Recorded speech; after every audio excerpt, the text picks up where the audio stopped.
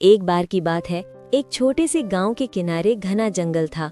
उस जंगल में ही रहता था रामू नाम का एक गरीब लकड़हारा। रामू दिन रात जंगल से लकड़ी काट कर लाता और उन्हें गांव में बेचकर अपने परिवार का पेट पालता। लेकिन उसकी हालत इतनी खराब थी कि कई बार तो घर में चूल्हा तक नहीं जलता। बीवी और 2 छोटे छोटे बच्चे अक्सर भूखे सो जाते। रामू मेहनती था, लेकिन किस्मत ने जैसे उससे मुंह फेर रखा था।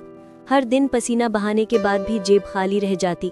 गांव के लोग भी मजाक उड़ाते, अरे रामू, तू कब तक लकड़ी ढोकर पेट पालेगा, जरा कुछ और सोच। रामू हंसकर टाल देता, लेकिन अंदर से टूट चुका था। एक दिन की बात है, रामू हमेशा की तरह जंगल में लकड़ी काट रहा था। सूरज ढल रहा था और पत्तों से छनकर सुनहरी किरणें गिर रही थीं। थका हारा रामू एक बड़े पेड़ के नीचे बैठा ही था कि उसे पास में कहीं पानी के बहने की आवाज सुनाई दी। वो आवाज का पीछा करते करते झाड़ियों को हटाता गया और अचानक उसकी नजर एक पुराने काई जमे कुएं पर पड़ी। कुआं बहुत ही रहस्यमयी लग रहा था। चारों तरफ बेलें लटक रही थी और पानी बिल्कुल साफ चमक रहा था। रामू को प्यास लगी थी तो उसने अपनी लोटा उस कुएं में डुबोकर पानी पिया।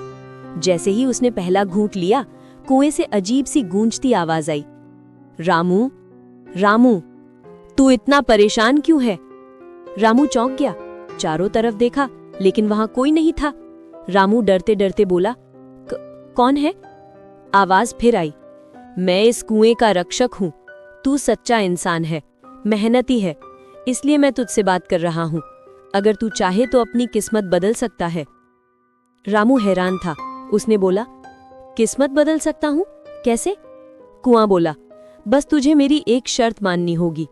जो भी चीज तू सबसे पहले मांगेगा मैं दूंगा, लेकिन उसके बाद कभी लालच नहीं करना, वरना सब कुछ खो देगा। रामू ने सोचा, मुझे तो बस इतना चाहिए कि घर वाले भूखे न रहें। उसने तुरंत कहा, हे कुएं देव, मुझे इतना मिल जाए कि मेरे परिवार का पेट हमेशा भर सके। जैसे ही रामू ने ये कहा, उसके पैरों के पास एक बड़ा सा बर्तन आ गिरा। बर्तन चमक रहा था और उसमें गर्मा गर्म खाना भरा था। रामू ने चखकर देखा, खाना तो बेहद स्वादिष्ट था। कुएं की आवाज फिर आई, ये बर्तन कभी खाली नहीं होगा। जब भी भूख लगे इसमें खाना मिलेगा। अब तू और तेरे बच्चे कभी भूखे नहीं रहोगे। रामू की आंखों में आंसू आ गए। वो धन्यवाद करता हुआ घर की तरफ दौड़ा। घर पहुंचते ही उसने बीवी और बच्चों को बुलाया। सबने मिलकर खाना खाया। सालों बाद उनके घर से हंसी की आवाज आई। धीरे धीरे गांव में खबर फैल गई कि रामू के घर हमेशा खाने की खुशबू रहते हैं। लोग हैरान थे, अरे रामू तो पहले फटेहाल था, अब अचानक इतना सुख।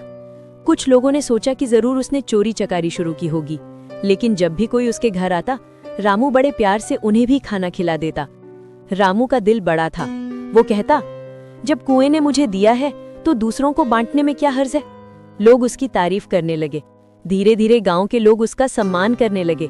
लेकिन कहानी यहीं खत्म नहीं होती। रामू की बीवी ने एक दिन कहा, सुनते हो जी, ये बर्तन तो अच्छा है, पर अगर हमारे पास सोना चांदी भी होता तो जिंदगी और आसान हो जाती। रामू ने पहले तो मना किया। कुएं ने साफ कहा था कि लालच नहीं करना, पर बीवी ने दबाव डाला, अरे थोड़ा सोना मांगने से क्या होगा, बच्चों का भविष्य बन जाएगा। रामू बहुत सोचने लगा। आखिरकार एक दिन वो फिर उस कुएं के पास गया। रामू ने हाथ जोड़कर कहा, हे कुएं देव, अगर हो सके तो थोड़ा सोना भी दे दो। जैसे ही उसने ये कहा, कुआं जोर से गड़गड़ाने लगा, पानी उबलने लगा। अचानक कुएं से डरावनी आवाज आई, रामू, तूने मेरी शर्त तोड़ दी, लालच किया है तूने। रामू घबराकर पीछे हट गया। तभी वो जादुई बर्तन गायब हो गया। रामू खाली हाथ घर लौटा। जब बीवी ने देखा कि बर्तन गायब हो गया तो उसके होश उड़ गए। उसने पछताते हुए कहा, क्यों मानी मेरी बात, हमें जो मिला था वो ही बहुत था। बच्चे रोने लगे। घर में फिर से भूख ने डेरा डाल लिया। रामू टूट चुका था। उसने सोचा, मैंने सच में गलती कर दी। कुएं ने मुझे मौका दिया था, लेकिन मैंने लालच कर लिया। रामू बार बार उस कुएं के पास गया, माफी मांगी, लेकिन कुआं फिर कभी नहीं बोला।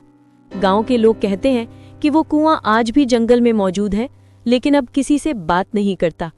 रामू ने अपनी जिंदगी फिर से लकड़ी काटकर बिताई, लेकिन इस बार उसने एक सबक सीख लिया, जो मिला है उसी में संतोष रखना चाहिए।